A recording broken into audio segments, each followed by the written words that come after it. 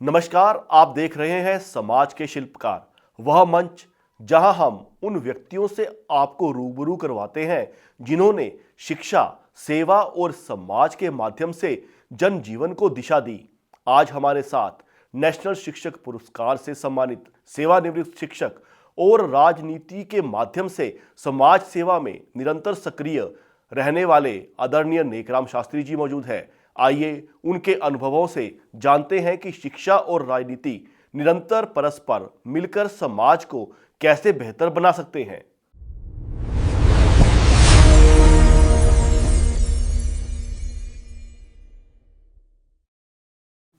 शास्त्री जी नमस्कार, आपका स्वागत है समाज के शिल्पकार कार्यक्रम में।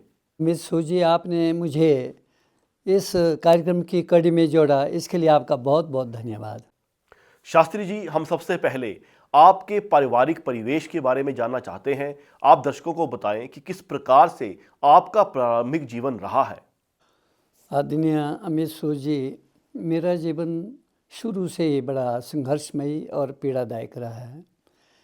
जब मैं 5-6 साल का था तो उस वक्त हम लोग जो थे दूसरे घर में रहते थे। वहीं 10-12 साल हमारा पालन पोषण हुआ। लेकिन जब मेरा जन्म हुआ तो जन्म भी मेरा दूसरों के घर में हुआ और हम 4 भाई थे। उनमें से 3 भाई का जो जन्म का स्थान है वो दूसरों के घर में पालन पोषण हुआ। इसका मतलब ये है कि बहुत ही गरीब घराने से मैं निकला हूँ।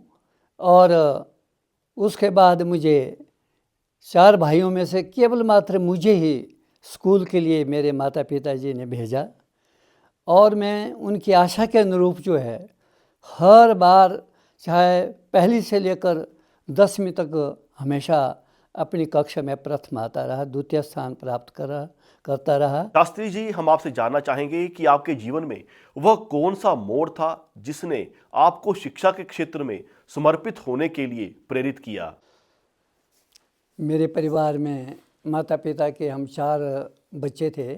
उनमें से केवल मात्र मुझे ही स्कूल भेजने का मौका मिला, यानी कि शिक्षा ग्रहण करने के लिए मौका मिला, क्योंकि मेरे माता पिताजी बहुत ही गरीबी से गुजर रहे थे और गरीबी के कारण मेरे 3 भाई शिक्षा प्राप्त करने से वंचित हो गए।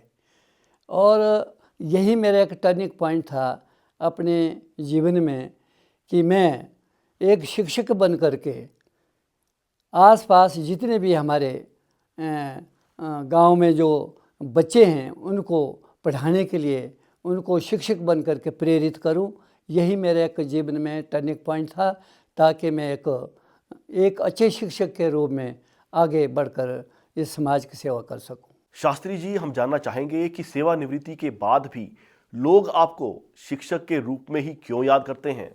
मिति जी, मुझे ऐसा लगता है कि मैंने अपने शिक्षक कार्यकाल के दौरान सैकड़ों नहीं हजारों बच्चों के जीवन को संवारा है और अपने तन मन धन से उनको आगे बढ़ाने का प्रयास किया है। मेरे पढ़ाए हुए जो बच्चे हैं आज विभिन्न पदों पर प्रदेश की सेवा कर रहे हैं। यही कारण है कि आज सेवा निवृत्ति के उपरांत भी मुझे लोग एक शिक्षक के रूप में याद करते हैं। शास्त्री जी, हम आपसे जानना चाहेंगे कि आपके अनुसार एक शिक्षक की समाज निर्माण में क्या भूमिका रहती है। एक शिक्षक बच्चों के चरित्र निर्माण में एक आधार होता है, क्योंकि शिक्षक ही बच्चों में अनुशासन की भावना, सदाचार की भावना और दूसरे जितने भी सभ्य गुण होते हैं उनका निर्माण करता है, ताकि वो सभ्य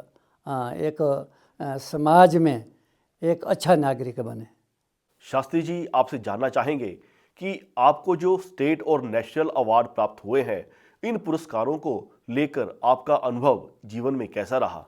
शिक्षा के क्षेत्र में मुझे सरकार द्वारा सर्वोच्च पुरस्कार प्राप्त हुए हैं, जिसकी वजह से पहले भी और आज भी मुझे अपने विचार प्रकट करने के लिए विभिन्न पदों पर आमंत्रित किया जाता है। इन पुरस्कारों को लेकर मेरे जीवन का अनुभव बहुत अच्छा रहा। शास्त्री जी, हम आपसे ये भी जानना चाहेंगे कि सेवानिवृत्ति के बाद आपने किस किस पद पर अपनी सेवाएं दी और मौजूदा समय में आप किन पदों पर अपनी सेवाएं जनता को दे रहे हैं। सेवानिवृत्ति के बाद सबसे पहले मैं बुद्धिजीवी प्रकोष्ठ बीजेपी का अध्यक्ष बना। उसके माध्यम से मैंने बहुत सारे लोगों की सहायता की है। और उसके बाद मुझे पंचायत समिति से मैंने चुनाव लड़ा। उसके माध्यम से भी मैंने अपनी 2-3 पंचायतों में लोगों की दिल से सेवा की है। और आज वर्तमान समय में मैं सब डिवीज़न जोगिंदरनगर में पेंशनरों का प्रधान हूँ। इसके माध्यम से भी मैंने जितने भी हमारे पेंशनर भाई हैं उनकी दिल से सेवा की है। और साथ में मुझे आज भारतीय जनता पार्टी की ओर से कर्मचारी प्रकोष्ठ का अध्यक्ष बनाया गया है। उसके माध्यम से भी मैं लोगों की सेवा कर रहा हूँ। शास्त्री जी, एक शिक्षक और एक समाज सेवी होने के नाते आप जो लोग आप इस कार्यक्रम के माध्यम से, समाज के शिल्पकार के माध्यम से आपको आज देख रहे हैं, आपकी बातें सुन रहे हैं, उनको क्या संदेश देना चाहेंगे? अमित जी, मैं तो दर्शकों को यही संदेश देना चाहता हूँ कि सबसे पहले वो अपने बच्चों को नशे के प्रति और मोबाइल की जो एक बुरी लत पड़ी हुई है आज के हमारे युवा वर्ग में, उसको दूर करने का हमेशा प्रयास करें और सावधान रहें उस बुराई से, ताकि एक सभ्य समाज आगे को तैयार हो सके। और साथ में मैं ये भी संदेश देना चाहता हूँ कि हमारे समाज में कई लोग जो है पीड़ित लोग हैं, उनके बच्चे स्कूल में पढ़ते हैं, कोई बेघर हैं, कोई कुछ हैं, तो उनकी मदद करने के लिए हमेशा हम लोगों को पूरी जिम्मेदारी निभानी चाहिए। जी शास्त्री जी, समाज के शिल्पकार इस कार्यक्रम में आपने अपने विचार रखे, आपने अपने अनुभव साझा किए, जिसके लिए आपका धन्यवाद। अमित जी, समाज के शिल्पकार मंच के माध्यम से आपने जो आवाज़ उठाई है या भिन्न भिन्न कड़ियों में काम किया है, उसको मैंने भी कई बार देखा है।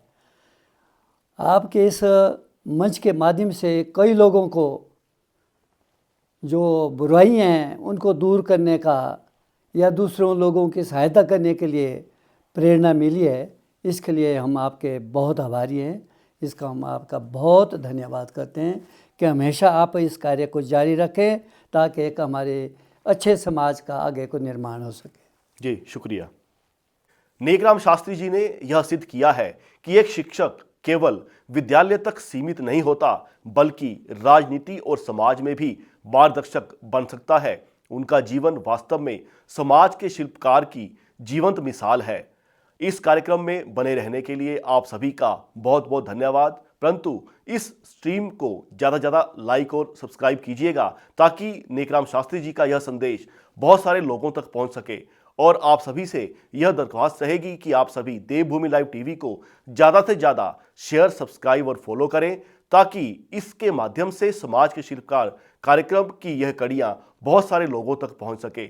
हम एक बार पुनः आपके समक्ष समाज के नए शिल्पकार को लेकर प्रस्तुत होंगे। तब तक आप देखते रहें देवभूमि लाइव टीवी। धन्यवाद।